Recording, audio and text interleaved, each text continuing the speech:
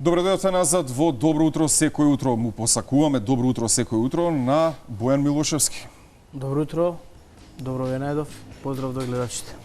Ја почнуваме она стандардна петочка рубрика Адвокат на граѓаните. Тука сме да ви ги одговориме сите правни прашања кои би ги имале и секако да ви помогнеме како би можеле да ви помогнеме од токму од тој аспект. Добре дојде.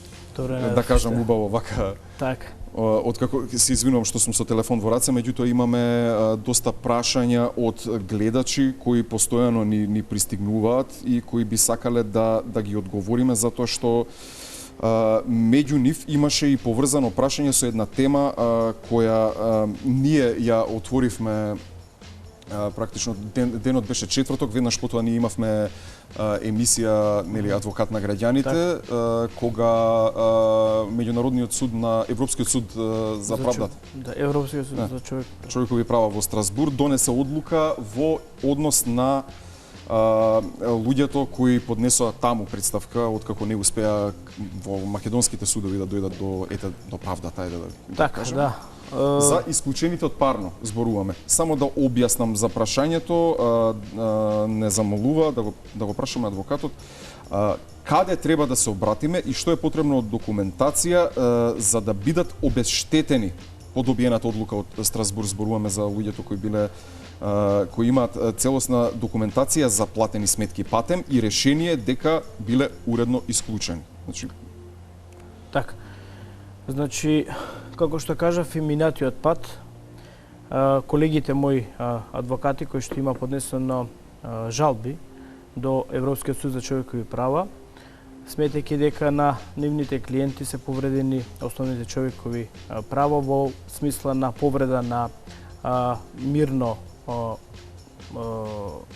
уживање на сопственоста од страна на една приватна компанија за снабдување на топлинска енергија. Така. И тие го добија успешно спорот со пресуда која што резултираше од 27.2. на 2020 година, со која што судот констатира меѓу другото дека се повредени основните човекови права на мирно уживање на сопственоста на правото на домот, со тоа што истите биле должни да плаќаат на една приватна компанија надоместок за ангажирана моќност, иако тоа не биле должни да го сторат. Во таа смисла, она што останува сега на домашното законодавство и она што останува како право на граѓаните, доколку воделе вакви постапки кои што резултирале со првостепена и второстепена правосилна пресуда, по основ на оваа пресуда од страна на Европскиот суд за човекови права, може да се поднесе предлог за повторување на постапката, која што се поднесува пред првостепениот суд, оној кој што ја донал таа постапка, што значи дека секако треба да се обратат граѓаните на адвокат со сите оние документи, односно пресудите кои што ги имаат со себе, како би се повторила постапката и судовите во тој случај се должни да постапат по наводите и нападствијата кои што се содржани во оваа присуда за на Европскиот суд за човекови права, додолку повеќе што самата пресуда има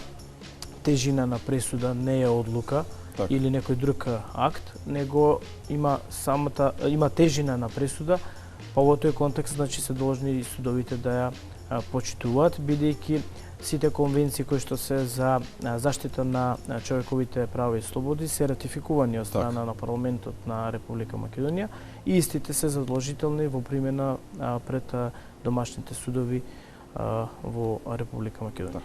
Го имаме првиот гледач на линија во рубриката. Добро утро секој утро, кому повелете? Ало? Да. Добро утро. Добро ви утро. Ме интересира во врска со денационализација, да ми објасни адвокатот. Добро. Што конкретно? Добивме една земјиште заедничко со неколку, мислам, во фамилијата. Меѓутоа, кога требаше да направиме физичка делба на суд, затоа што требаше да се одделиме од Република Македонија, меѓу време починаа двајцата братучеди И од тогаш навака не можеме ние да си го оствариме правото, затоа што тие имаат спор да си го завршат наследството што си го имаат дома. Добро. Ме разбрате? Да. Така. Благодарам. Благодарам. За жал, додека не заврши постапката за расправање на оставината, односно за утврдување кој ќе биде наследник на делот кој што е од страна на починатите лица кои што се сосопственици на земјиштето кое што е вратено по основ на денационализација, постапката за физичка делба не може да продолжи. Што значи дека вие можете гледачот да ургира, да пушти ургенции и така натаму, меѓутоа доколку е спорно прашањето во поглед на расправањето на оставината, односно на наследниците, секако доколку постапката се води пред надлежниот нотар и ако постои спор, ќе бидат упатени странките да го решат во судска постапка, така што колку и таа ќе трае, како ќе трае и кој на крајот судот ќе ги определи како наследници, тоа не може да се каже, меѓутоа сето тоа зема време, заради тоа и гледачката претпоставувам дека тоа е суштината во предметот. Јас сакав да поразговараме малку од аспект на работничките права, затоа што еве случајот со директорката на дерматологија, која практично според кажувањата на вработените таму им се заканувала со отказ доколку ја пријават во ваква ситуација, зборуваме за вонредни ситуации, нели? Што значи тоа? На какви санкции е подложна во целиот овој случај? Видете, во принцип, значи и нашето кривично законодавство ги третира овие случаеви во кривично-правната материја, така што овие действија кои што сега сепак ќе препуштиме, ќе оставиме на пресумпцијата на невиност, се додека не се докаже дека определена личност е виновна, меѓутоа сите сме сведоци во медиумите како беше овој случај образложен. Па по оние действија, доколку се докаже дека дека ги превземала, односно пропуштила да ги превземе поранешната сега веќе директорка на дерматологија, тогаш и како сметам дека постојат основи за кривична одговорност на нејзина страна, дотолку повеќе што истото лице е медицинско лице, значи од медицинската струка, каде што знаело или било должно да знае дека се соочува со таков вирус, дека е носител, дотолку повеќе што уште еднаш ќе кажам, дошла од едно крајно ризично подречје кое што било зафатено со оваа заразна болест. Така што во овој случај не требало колегите да бидат оние иницијатори за да превземе било какви действија директорката, туку таа самата согласно незината совест, морал, честност и така натаму. Морала да. Така, требало да ги превземе сите оние дејства првично на самоизолација, а подоцна значи и да се подвргне на оние прегледи сите медицински и така натаму. Так, сега ќе продолжиме на оваа тема и понатаму, уште еднаш ќе се извинам што сум со телефонот во раце, бидејќи и од претходниот пат остануваат генерално неодговорени прашања на луѓе кои ги поставуваат на социјални мрежи или на нашата имејл адреса Добро утро секое утро. Само ако може да одговориме дел од нив. Еве Јованка Дамјановиќ пишува: поседувам имот стекнат по пат на оставина од моите родители. На имотот има изграден објект без одобрение за градење. За легализација не постои можност без мене. Разбирање вели не може да најдеме. Па сега како да постапат во не го разбирам баш добро. Го има изградено друго лице. Значи значи колку што можам да имотот е неизин. Така. Колку што можам да сватам од прашањето, значи земјиштето врз кое што се наоѓа предметниот имот, односно објектот, е во нејзина собственост, а во владение и го изградил едноставно имател на објектот е друго лице. Така, и имотот значи кој што го стекнала нашата гледачка е по пат на оставина. Значи од незините родители. Не е спорно, битна е состојбата која што е фактичка, односно моментална дека она е собственик на имотот. Така, во тие случаеви, доколку се работи за имот кој што е во приватна собственост, а не бил собственост на Република Македонија во моментот кога се градел објектот, во тој случај задолжителна е изјава на согласност од страна на собственикот на земјиштето, кога евентуално би сакал да го легализира имателот на објектот кој што е предмет на легализација. Во тој случај тој барател нема да може да го легализира објектот без изјава на согласност од страна на гледачката како собственик на парцелата, односно имотот, ако добро сватив. Да, според ова и јас така го разбирам. Значи таа тврди дека објектот на незиното земјиште го има изградено друго лице. Така. Постојат и такви ситуации, а вели имотот е мој. Да. Имаше една одредба во Законот за постапување со бесправно изградени објекти.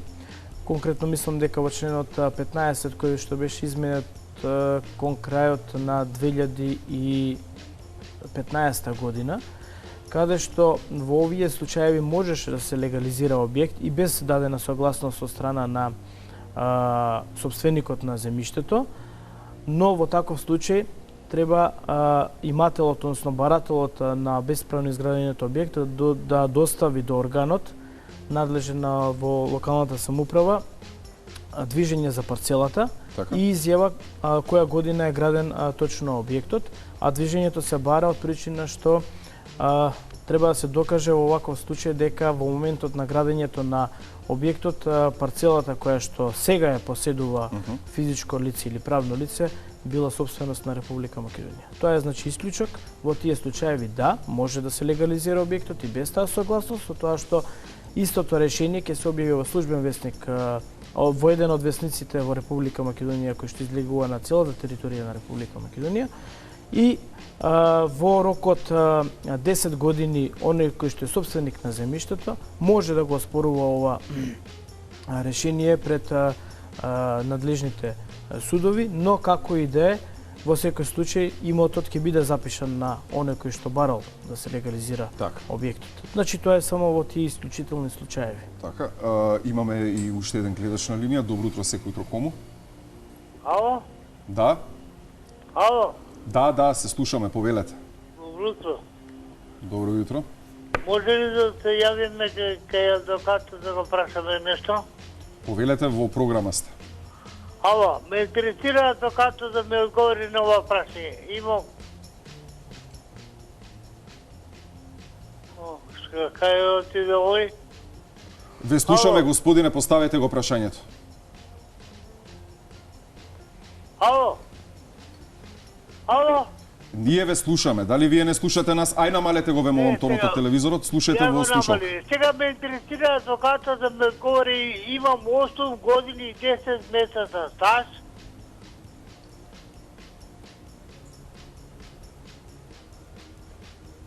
Друг избори.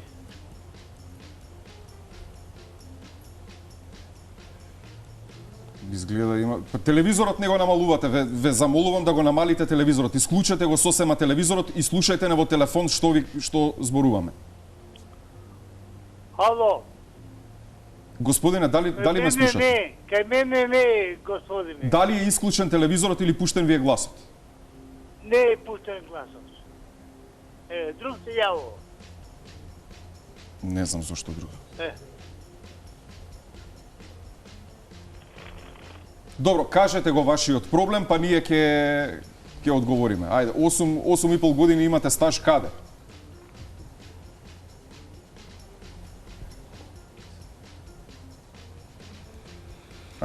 Во ред, додека чекаме.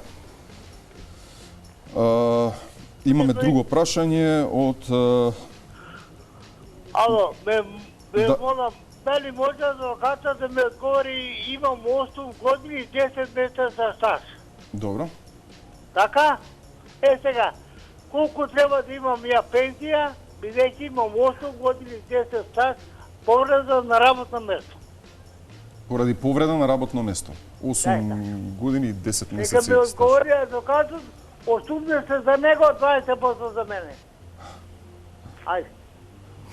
Ево мој телефон, ево мој се што така. Така. Повреда. Не. Добро, треба да се погледне како иде случај. Не можам да одговорам колку му следува пензија, мислам во износ некој апсолутен. Така, тоа зависи од повеќе апсолутно, параметри. да се види телесната повреда, по кој основ значи се стекнал со правото на пензија, инвалидитет, степенот и така натаму. Така. Од прашање од Даниела Тумбова, бара објаснување за трансформација на работен однос во образование. Вели 5,5 години работела во исто училиште, кај ист работодавач на исти работни задачи, но иако поднесов барање за трансформација и дадени ми беа сите потребни документи, не ми беше трансформиран односот. Ми заврши договорот и не ми беше продолжен, па останав дома, инаку во образование имала 8 години стаж. Дали може вакво нешто да се? Да, доколку има непрекинат работен стаж во образование, постои значи во Законот за работни односи, токму во делот на образованието кој што важи, доколку побара од работодавачот, конкретно од училиштето во кое што работи, да се трансформира од определено на неопределено време, а работодавачот е должен да го трансформира доколку се исполнети овие услови, но доколку тоа не го стори работодавачот, секако има право на правна заштита пред надлежниот граѓански суд во одделот за работни спорови, така што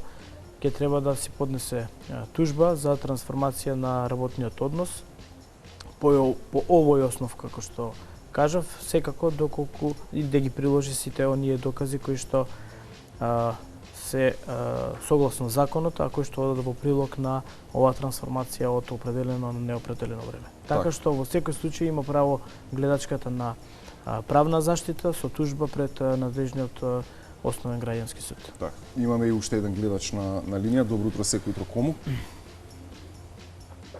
Ало? Да, повелете. Добар ден. Се јавуваме од Прилеп.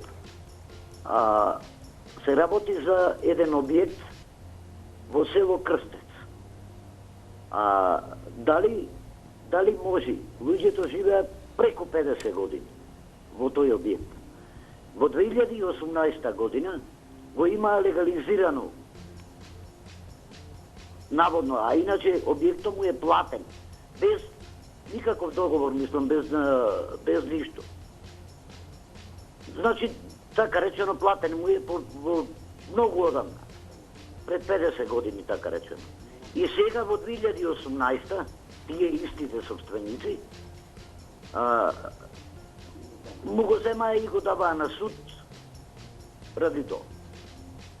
Тоа е моето прашање, ако може да ми одговорите. Само не ве разбрав кој го легализирал објектот. Овие што ве дале на суд? Вака сега. Легализиран, тие овие што биле старите собственици, со усмен договор му е платено местото. Пред 50 години. Значи, на дедо мој му има речено, не се кирајте се, нема никој да ви го бара местото. И сега, после 50 години, синови негови, внуци, не знам што се тие таму, му го легализира, како му е легализирано, ја не знам. И плюс тоа го тужа шура мој. Да е не насуд, а тој живеј преку 50 години тука. Значи, дедо, баба тука и на истото место се умрени. Значи... Така, го разбрав од прилика прашањето, значи вака ќе ви одговорам на следниот начин. Согласно Законот за постапување со бесправно изградени објекти, се легализираат објекти на имателите на објекти, што значи дека објектот е нелегален, односно нема право на собственост. Од тука сакам да потенцирам дека имател на објект е секој она физичко или правно лице кое што на некој начин го владее самиот објект. Од тие причини само оној кој што е имател на објектот може да биде подносител на барањето за легализација. Во конкретниот случај колку што можев и од гледачот да разберем, претпоставувам дека легализиран е објектот од страна на оние кои што го владееле, односно кои што биле иматели. Зошто го кажувам ова? Бидејќи за да легализирате објект мора да изготвите, односно да поднесете, да дадете овластување на геодетска куќа, односно на овластен геодет, да направи геодетски елаборат за посебни намени за легализација на објектот. Тоа самото по себе вклучува тоа дека геодетот мора да влезе во вашиот објект за да изврши премер, за да го изготви елаборатот. Од тие причини и така и во законот е тој институт ставен иматели на објекти. Значи дека вие треба да го пуштите објект, да му отворите врата, да го пуштите геодетот внатре, да влезе да изврши премер. Така што, доколку смета господинот, односно гледачот, дека таа легализација е направена спротивно на законот, односно други биле иматели на објектот, а елаборатот кој што бил доставен до општината бил направен спротивно на законот за геодетски работи, при што не бил извршен премер на лице место во објектот, може да побара како заинтересирана странка огласување на тоа решение за легализација за ништовно и урбанистичката согласност за огласување за ништовни, па приложувајќи ги овие докази кои што кажува да одлучи органот, односно дали ќе го поништи тоа решение или не, доколку докаже дека токму тој бил имател на објектот, без разлика што во текот на времето, односно во минатото, го купил со усмен договор објектот од некој си друго лице. Значи, битно е во постапката за легализација владењето на објектот, односно имателите на самиот објект, тие се странки во постапката и тие се баратели во постапката за легализација на бесправно изградени објекти. Так. Имаме уште еден гледач на линија. Повелете? Добар ден. Повелете. Во програма сум. Да. Овака, од гледачот Татово, станува збор за приватизација на дворно земјиште.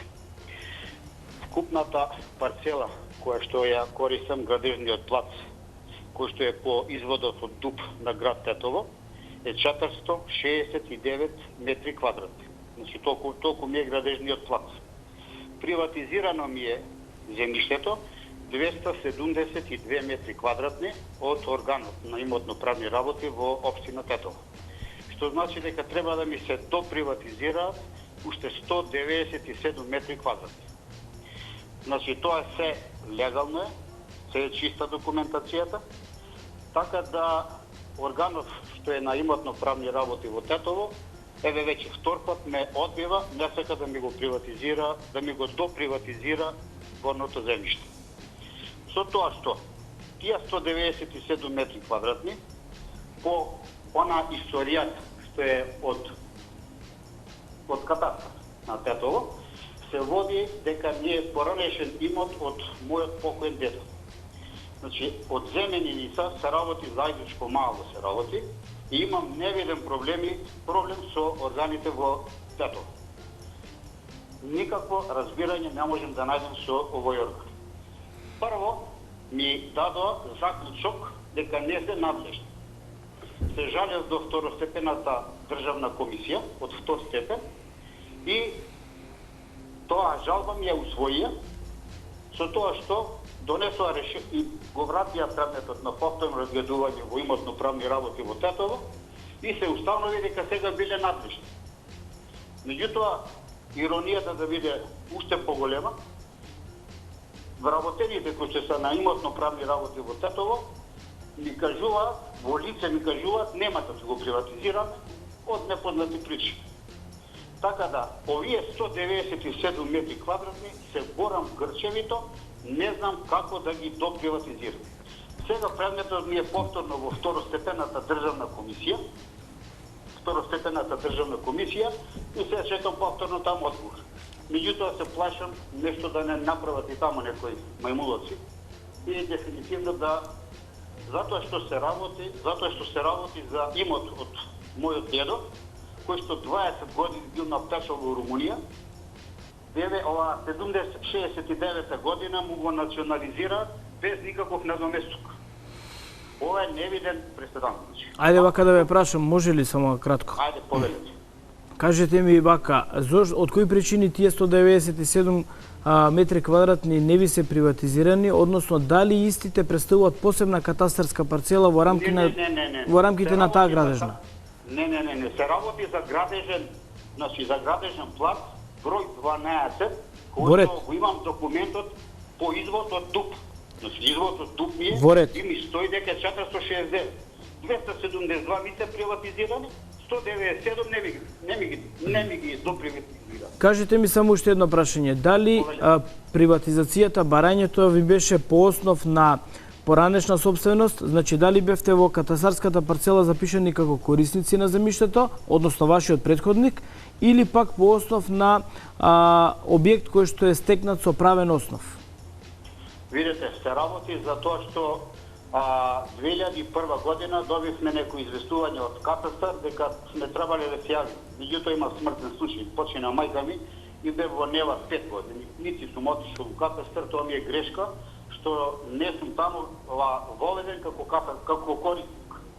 Има таму напишано неопределени права. Со незапишани права? Незапишани, така стои. Меѓутоа, ние ова земјиште го користиме од 1955 година. Дедо ми е собственик на ова земјиште. Ние го украдува 69 година, сега по ДУП ми следува да ми се додели, значи ми следува да ми се даде, имотно правните тоа не сакаат да слушнат. Не зашто да прават, само верувајте полудово. А дали објектот ви е легален, односно запишан во имотен лист, или ви е легализиран сега со законот? Ма се е чисто. Значи објектот како објект исто мене не ми е спорно. Мене зборното земјиште ми е. Значи затоа сакам да ве прашувам овие прашања не случајно за да ве упатам како полесно да ја решите работата, правната работа. Затоа ве упатувам, односно ве прашувам дали објектот и кога ви беше во имотен лист запишан со право на собственост, значи не земјиштето, објектот. Е изграден објект. Куќата ми е изградена 95-та година. Добро. Со куќата нема никакви проблеми. Кога е внесена во имотен лист? Кога е внесена во имотен лист? Во имотен лист е внесена 2001 ли е така нешто. Имам имотен лист, имам се. Затоа ве прашувам. Затоа ве прашувам, значи куќата која што ви е со правен основ запишана во имотниот лист може да ви биде правен основ за да го стекнете правото на собственост, односно да го приватизирате земјиштето во рамките на вашата градежна парцела. Значи да не одите по основот на поранешна собственост како корисници, него да одите по основот на објект кој што е стекнат со правен основ, односно запишан во имотен лист. Ама тоа им го доставив јас. Јас тоа им го доставив. Затоа ви кажувам, Законот за приватизација и закуп на градежно земјиште во собственост на Република Македонија го познава тој институт до приватизација. Затоа треба да се види премиотот убаво за што се работи и мислам дека по овој основ, доколку оваа парцела 197 квадрати влегува во рамките на градежната парцела, која што ви е во ДУПот, па затоа ви кажувам, значи нема да биде проблем за да се доприватизира и таа парцела. Ако не по едниот, по другиот основ. Јас секој втор ден сум имотно правниот дека во Тетово, ништо, не сакам да разговарам. Немаш основ. А тоа ми е украдежна парцела. Така. Ова е лудавство, не знам што да правам. Мислам дека ќе истерате правдата до крај, еве да видиме, да почекаме, да видиме како ќе одлучи второстепената комисија за одлучување втор степен управна постапка и постапка од работен однос. Така што мислам дека ќе успеете, ако е вака како што ми кажувате по овие основи докази, тоа е тоа. 469 метри квадратни е целата површина на градежната парцела, 272 ми се приватизирани, имам документ за приватизација, од истиот орден што сега ме одбива, остануваат 197 квадрат. Не сакаат да ме ги доприватизираат. Ово, ќе не сум паметен ствар. Градежна е по-конкретно да ви кажам. Градежната парцела 3010 се води кроз 1, кроз 2 и кроз 3. Кроз 1 е 272 метра квадратни, тоа ми е приватизирано. Кроз 2 и кроз 3, 30, а се работи за 30-10. Кроз 2 и кроз 3 не сакаат да ги доприватизираат. Абсурд. Ќе ги доколку се овие докази кои што ми ги кажувате, елаборат верувам дека имате направено за нумерички податоци, за формирање на градежна парцела, така што овие катастарски парцели влегуваат во таа градежна парцела, постои основот, објектот вие со правен основ, мислам дека нема пречки да продолжи постапката, односно да би се доприватизираат и тие квадрати. А не имотно правни работи во тато. Тоа вие кога би го решавале, би го решиле најкултурно со правен основ. Мене куќата не ми е нешто диво, имам документ за тоа, чиста е позицијата, комплетно. Така. И што ме советувате, што да направам се? Па еве, сочекајте да видиме одлуката, предпоставам како што кажавте, постапувате по жалба на второстепената комисија, така што да видиме они како ќе одлучат. Во смисла што добро? Па ќе видиме. Ајде да ја видиме значи одлуката што ќе ја донесе второстепениот, ќе видиме значи што ќе биде одлуката, доколку повторно имате проблем, слободно јавете се, значи секој петок имаме адвокат на граѓаните, па ќе добиете совет што би требало да направите и како да направите понатаму. Благодарам пуно. Благодарам. Ајде пријатно. Благодариме и вам. Инаку од аспект на пораките кои ги испраќате, само би ве замолил и во име и во мое име и во име на Ана, ве молам само да бидете малку попрецизни, бидејќи дел од прашањата што ги поставувате не можеме да извадиме поента. Добро утро, сакам да прашам како може да се изгради куќа на државно земјиште 1970 година, каде треба да се обратиме? Не ви го разбирам прашањето. Дали од 1970 година го имате земјиштето? Или веројатно тогаш изградена куќата. Вели исто слично, мислам од истиот човек е. Добро утро, сакам да прашам како може да се изгради куќа на државно земјиште 1970 година, каде треба да се обратиме? Како може да биде куќа со план изградено на државно земјиште и каде може да се обратиме? Не знам што да извлечам од ова прашање. Ве молам само да бидете малку поконцизни во прашањата, за да можеме да ви помогнеме да ги поставиме како што треба. Имаме гледач на линија. Добро утро, секој утро кому? Ало? Да, добро ви утро, повелете. Добро утро. Овде еден ваш гледач. Ало, ме слушате? Да, ве слушаме, повелете. Вака сега сакам да кажам. Ние овдека, ние сме од Ѓорче Петров, се јавувам. Имаме куќите ги легализиравме. И ние, како да кажам, на 8 куќи беа, на 8 имотни листови постоиме 8 лица. И си дадовме изјави секој на себе и ги легализиравме куќите. А за земјиштето остана нерешено. Значи, 8 души на сите 8 плаца постоиме. Во општина ни рекоа, изјави дадете и со тие изјави однесете ги во катастар. Ние ги однесуваме во катастар и од таму не одбија.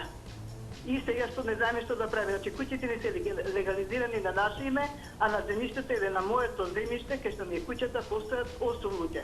На сите други 8 легализирани куќи, истите луѓе постоиме. Што треба да направиме? Вие сакате, предоставувам, физички да се одделите едни од други? Да. Така. Да. Кажете ми, тие 8 куќи рековте дека се? Да, 8. Тие 8 куќи дали се во рамки на урбанистички план, односно во рамки на формирана градежна парцела? Да. Така. Да. Земјиштето представува Република Македонија или е Не, вака сега, ние го купивме од приватно лице и си го плативме данокот што е, како што треба спрема државата. Значи, ние од приватно лице не е купено, тоа луѓе има пред 40-50 години го купиле, еве јас поставам прашање, јас го имам купено пред 15-20 години. А куќата ми е веќе изградена 10 години, а легализирана 2000.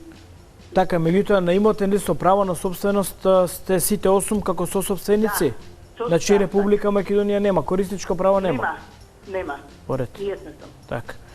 Во тој случај, значи, ќе треба да се направи, бидејќи чисто е земјиштето, легализирани се објектите, они се сосопственици сите, секој на секого во идеални делови, во рамките на парцелата. Така што сметам дека треба да се направи елаборат за физичка делба и доколку не постои никакво спорно прашање помеѓу вас, а верувам дека не постои, тогаш сте сите согласни. Да, согласни да бидете собственик во рамки на својата градежна парцела секој. Одделно треба да се направи елаборат за физичка делба, каде што ќе се подели, геодетот ќе го подели со мери и граници самото земјиште, нотарот ќе ја спроведе таа постапка за физичка делба и ќе го спроведе тоа решение, тој елаборат во катастар. Секако, значи, со тие наведени согласности кои што си ги давате вие еден на друг. Меѓутоа мора да постои елаборат за таа физичка делба, бидејќи геодетот мора да ги оддели овие сосопственички делови, бидејќи се представени како идеален дел. И практично сега, бидејќи во идеален дел, секој на секого во секој дел има определена површина. Така што да, тоа треба да се направи според мене. Добро, се може ли да прашам уште едно прашање? Да поставам? Ало? Да, повелете, да. Вака сега. Имам една братучетка, сега Џонзам, таа беше како лице со физички недостатоци и беше во демиркација. Пред 15 години исчезната од таму и не се знаеше, не е најдена дали е жива или мртва. И сега ние, за да си го одиме земјиштето, ние старија во, како да ви кажам, во нашиот имот, значи тоа со наследно решение кој било дедо ми уште жив, пошто била така со физички недостатоци и дал дел од земјиштето.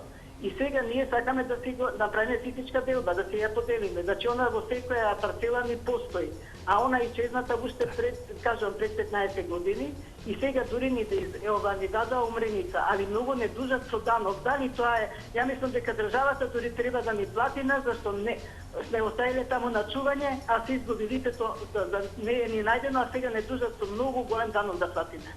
Што треба тука да направиме? Видете, доколку едно лице не постои, го нема, а се јавува во определени правни документи, правни дела и така натаму, значи на негово место, за да се остварат правата од било кој материјален закон, се поставува времен застапник, односно старател, согласно законот, така што тој во негово име ќе ги штити сите права и обврски. Меѓутоа овдека, како што кажавте, се работи за лице кое што е исчезнато повеќе од 10 години, што значи дека согласно законот истото треба, бидејќи доколку не е пронајдено во тој временски период, истото се смета, односно треба биде прогласено за мртво, односно починато лице.